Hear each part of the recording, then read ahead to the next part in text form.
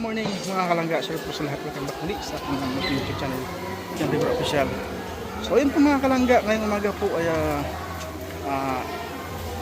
muli natin interviewin si Kim, BGS Kim Official, about po sa kanyang sa kanyang anak, panganay na admit sa hospital nga po mga kalangga. So meron po nung paabot sa kanya ng tulong na para sa kanyang anak.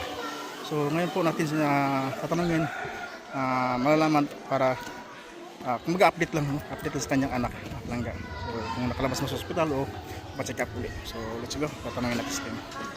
So ayun po mga kalangga, ang ganda ng tanawin dito mga kalangga. Ito na po yun sa Lapu-Lapu. Hindi po Lapu-Lapu City hindi po Lapu Cebu City, hindi po Lapu-Lapu, barangay po ito ng Malalag Pero sulok-sulukan po ito ng barangay ng Malalag kasi nga po bundok-bundok. O dadaan pa rin tayo ng Sarangani Province mga kalangga. So ito na po si BGS Kim mga kalangga. Muli natin tatanungin about sa kanyang Yunuki Iho mga kalangga Ikaw pala yung kwento. bro, Ano ko, nagmamasal-masal ako eh. balita ko parang nabubuwang ka na. Hindi man, mamasal-masal ako. Hindi kasi kanina nakita kita parang dyan na ganyan ka sa paa mo, parang nag-ano ka na ng bato nagsisipa-sipa ka na ng bato. Ano ba nangyari sa'yo? Ano? Naninira sa akin. Sa Kabait-bait ko. Huwag mo na intindihin yung mga naninira sa iyo. Intindihin mo yung buhay mo. Kung paano mo buhay yung sarili mo, kung paano ka kumita, kung paano ka basta para sa pamilya mo, gawin mo lahat. Lilis pa. Pero, kung kaya, dadasal ko. Huwag kang ma-distract. Hayaan mo. Kaya ipabayad na lang sa Panginoon, Diyos, So, muli kitang tatanungin about sa inukiiho mo, So, kumusta naman po? Kumusta naman ang anak mo? Ayun po, isang check-up. Yun, check-up tapos yung test ko nga sa iba. Nagputi-buti lang po. Sumala siya kumain. Kasi nung nakaraan talagang dudumaan po ako sa Cavite. Yung sanay ko sa grouping ngayon, grabe siya kahirapan. Dumumi, wala lumalabas. Sabi mo nga third week na, di ba? Oo. So dapat supposed to be dapat 2 araw, 3 araw, mga ano na doon, magkakabahan niya na doon. Pero 3 linggo eh. Ano nangyari? Bakit tinabot niya ng 3 linggo? Gusto mo lang Walang budget. So yan. Sapat lang pinakain. Minsan, padali man talaga ako. So, minsan, lang talaga sa kain nila. Ang gatas ng bata. Lalo pa rin kita ganun kami din. Ayun nga. Ayun. Maalis na ako. Kailangan ako magsasaya. Kailan kayo, saan kayo lilipat? Sa kabila lang din. So, mangupahan kayo. So, magkano ang renta sa isang buwan? Meron yun siya. Rintoon, kung mapapasahin nyo din, walang araw. So, kailangan ng budget niyan. Nasa 3,000 lang siya. 8,000. 3. 3,000 monthly. So, magkano yung down payment nyo? Down payment.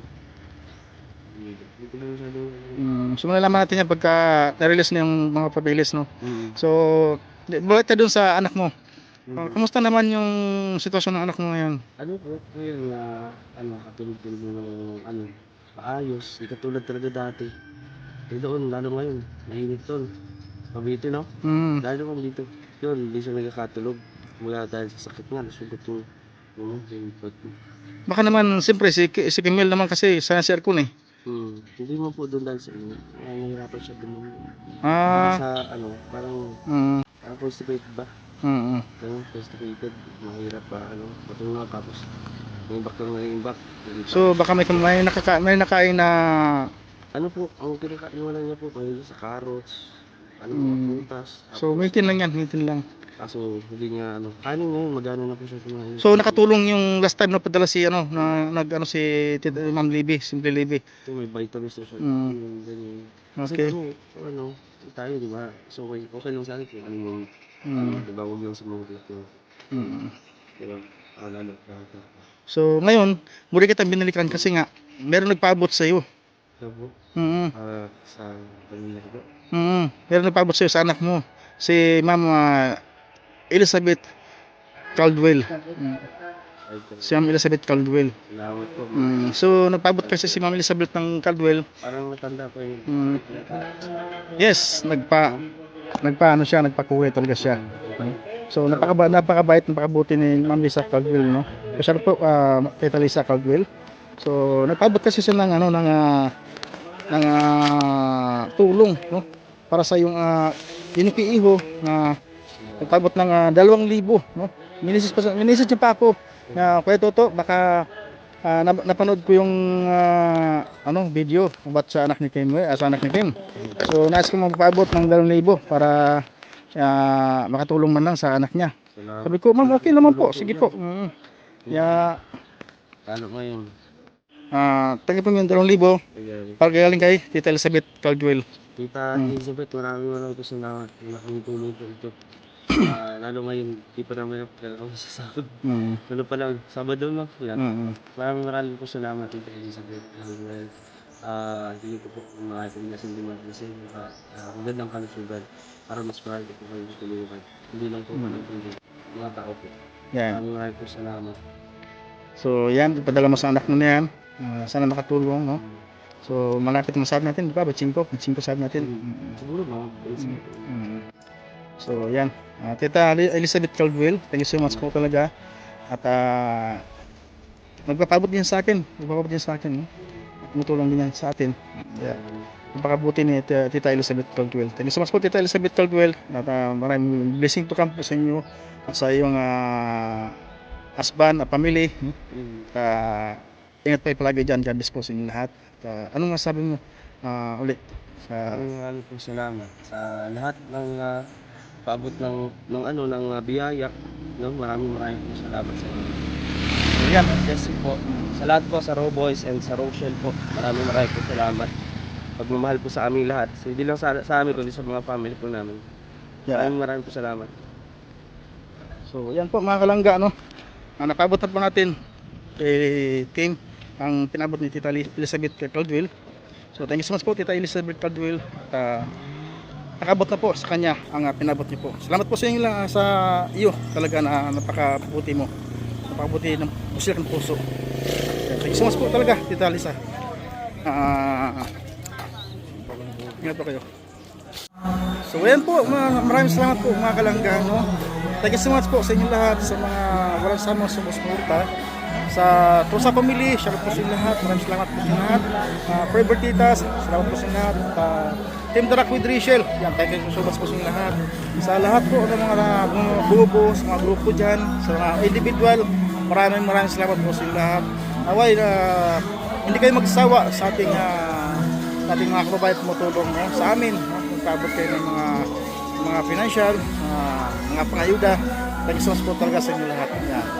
So yan, salamat po sa inyo lahat. Nandito na lang po muli ang ating video sa araw nito mga kalangga, no? Salamat po kay Tita Elizabeth Caldwell, no?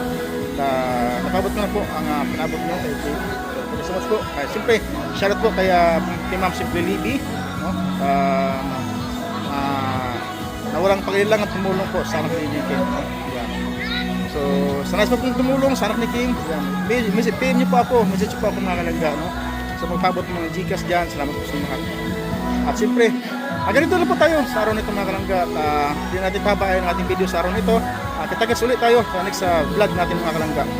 Thank you so much po sa inyo lahat. So, palagi natin supportahan ang Team Rochelle, no?